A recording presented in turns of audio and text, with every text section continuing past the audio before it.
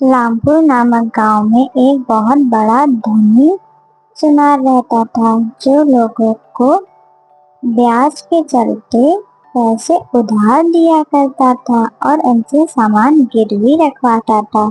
ऐसा करते करते उसका बहुत बड़ा घर बन गया था गांव में। हीरालाल उसी गांव में रहता था। वह मजदूरी करता था। खाना खा के वह दोबारा मजदूरी पे चला गया। हीरालाल का खेत बंजर था। वह बहुत परेशान था। एक दिन उसके दोस्त ने उसको सलाह दी। अरे हीरालाल, कैसे हो? घर में सब बढ़िया है? बहुत ही परेशान लग रहे हो। कोई दिक्कत हो तो बताओ मुझे, तुम्हारा दोस्त हूँ मैं आखिर। अरे भाई, क्या बताऊं, बहुत परेशान हूँ। घर पे एक बूंद राशन नहीं है और ये बंजर जमीन भी मेरे सर चढ़ी है। कुछ समझ नहीं आ रहा।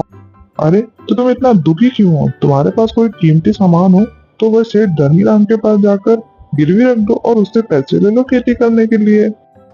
इतना कह के उसका दोस्त वहां से चला गया और हीरालाल सोचने लगा अब क्या करे। फिर हीरा ने जल्दी जल्दी अपने खेत का काम खत्म करके सेठ धनीराम के घर गया। नमस्कार सेठ जी, वो मुझे थोड़ा सा उधार पैसे चाहिए थे। मुझे अपने खेत के लिए चाहिए थे। जैसे ही मेरी फसल आ जाएगी मैं उसको बेचकर आपके पैसे वापस कर दूंगा।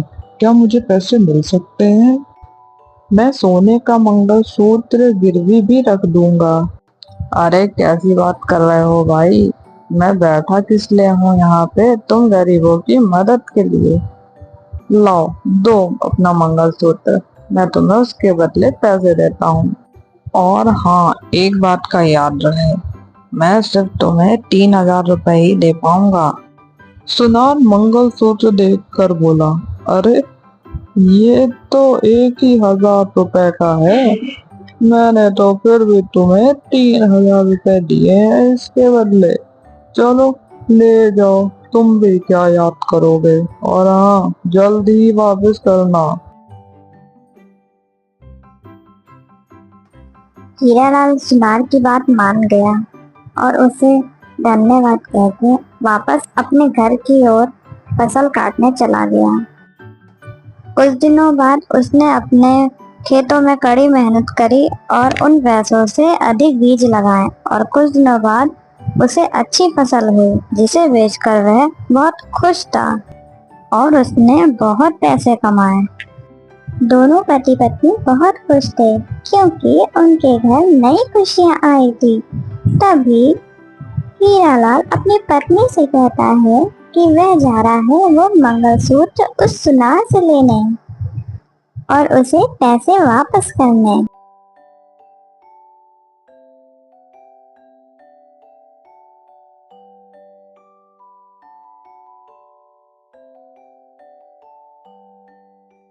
अरे सेठ जी, नमस्कार। कैसा चल रहा है आपका धंधा? ठीक तो है आप? हाँ हाँ, सब बढ़िया। तुम्हें देख के लगता है शायद तुम मेरे पैसे वापस करने आए हो, क्यों?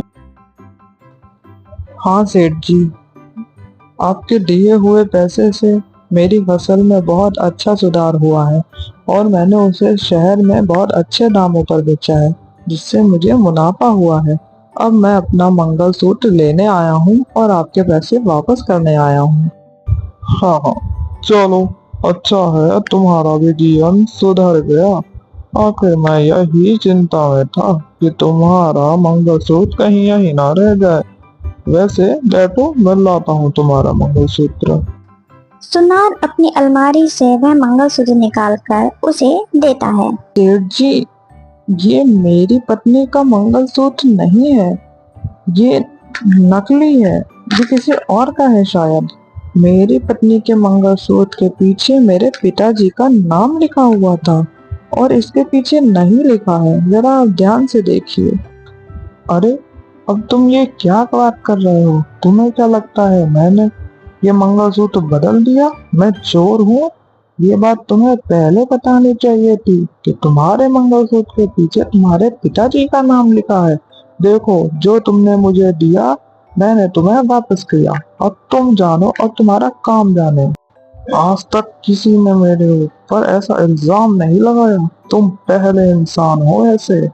अरे ऐसी बात नहीं है सेठ जी, मैं तो आपके पैसे वापस ही करने आया था, लेकिन वह मेरी पत्नी का मंगलसूत्र है, वो तो मुझे दे दीजिए। एक बार आप देख तो लीजिए, शायद हो आपके पास।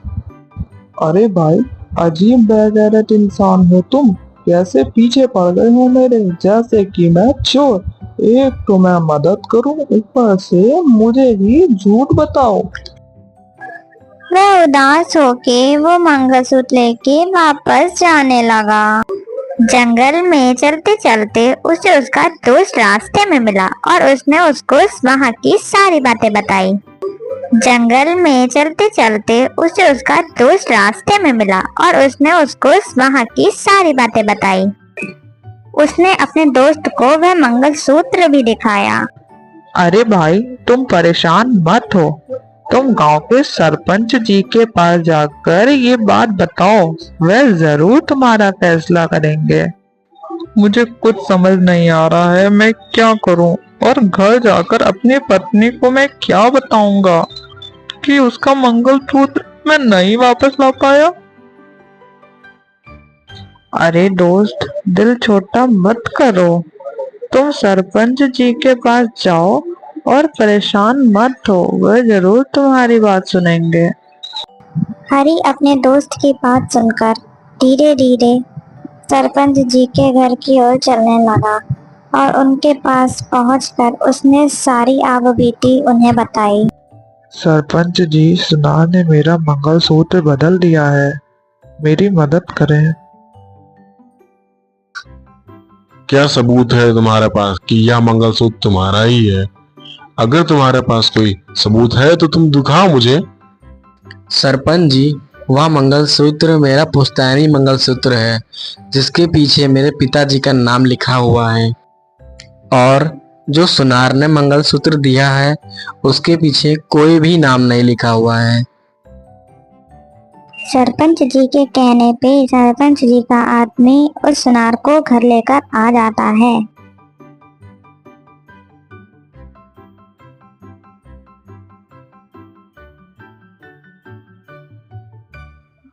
बोलो सेठ, क्या तुमने हरी का मंगलसूत्र बदल दिया है? तुम्हारे पिताजी तो ऐसा नहीं करते थे। आखिर बात क्या है सेठ? तुम मुझे सही सही बताओ। सरपंच जी, मैं तो इन गरीबों की मदद करता हूँ, इन्हें कर्ज दे के। कभी आज तक ऐसा हुआ है कि मुझे घर आना पड़े? इस हरी की ही नीयत खराब है मेरे पैसों पर, तभी ये मुझ पर उल्टे सीधे इल्जाम लगा रहा है। अगर तुम्हें इतनी ही दिक्कत है तो तुम इन गरीबों को पैसे उधार में देते ही क्यों हो? हरी, अब तुम बोलो, सच्चाई आखिर क्या है?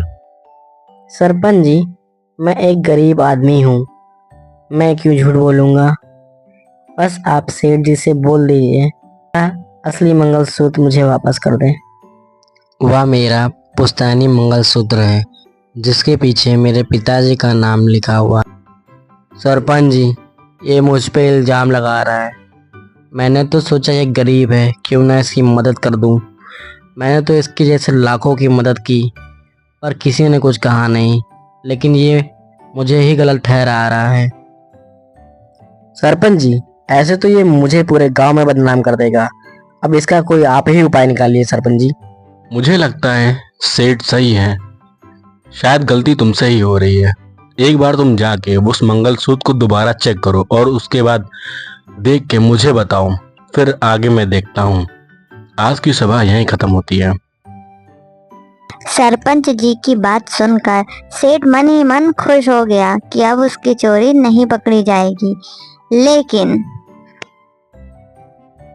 हरी उदास हो गया, उसका पुश्तैनी मंगलसूत्र अब उसके पास नहीं था। सरपंच जी के मन में एक ख्याल आया और उन्होंने अपने आदमी से कहा, मुझे लगता है ये सेठ झूठ बोल रहा है। हरी का मंगलसूत्र इसी में रखा हुआ है। ये सेठ जहाँ अपना सोना रखता है, तुम जाके उस सोने को चेक करके देखो और शायद उसमें ही हरी का मंगलसूत्र हो। मैं चाहता हूँ ये काम तुम जल्द से जल्द करो, वरना वह सेठ सतर्क हो जाएगा और अगर कहीं वह मंगलसूत्र छुपा ना दे। जी सरपंच जी, जैसा आप कहते हैं मैं वैसा ही करता हूँ। लेकिन ध्यान रहे, तुम्हें बहुत सतर्क होके सेठ के घर जाना होगा, ताकि उसे ये ना पता चले कि तुम मेरे आदमी हो।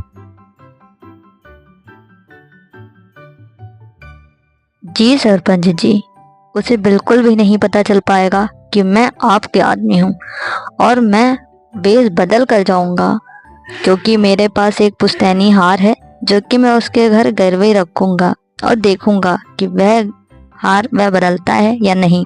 अगर वह बदल देगा तो वह पकड़ा जाएगा। अगले ही दिन सरपंच का आदमी भेष बदलकर सेठ के घर गया। उस सेठ जी, मुझे कुछ पैसे उधार चाहिए, क्या वो मुझे मिल सकते हैं आपसे? और मेरे पास एक पुश्तैनी हार है जो आपके पास गिरवी रख दूंगा। वैसे मैं तो किसी को उधार देता नहीं हूँ, लेकिन तुम मुझे थोड़ा ठीक इंसान लग रहे हो। ठीक है, ले लो फिर। और हाँ, पर एक बात याद रहे, जिस हार की तुम बात कर रहे थे, उस हार को तुम्हें मेरे पास गिरवी रखना होगा। हाँ हाँ, क्यों नहीं सेठ जी, जैसे ही मेरे पास पैसे आ जाएंगे मैं आपके पैसे लौटा दूंगा और अपना हार भी ले लूंगा आपसे। सेठ उसे पैसे दे देता है और वह वो पैसे लेकर चला जाता है। कुछ दिन बाद वह सेठ के घर वापस आता है, वह पैसे लौटाने और अपना हीरो का हार ले।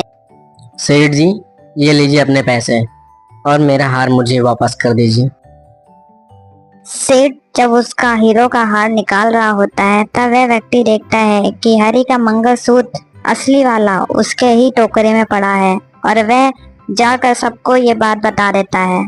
फिर सरपंच जी उसको भरे गांव में बीच बाजार में बुलाकर उसको गांव से बेदखल कर देते हैं और हमेशा हमेशा के लिए निकाल देते हैं।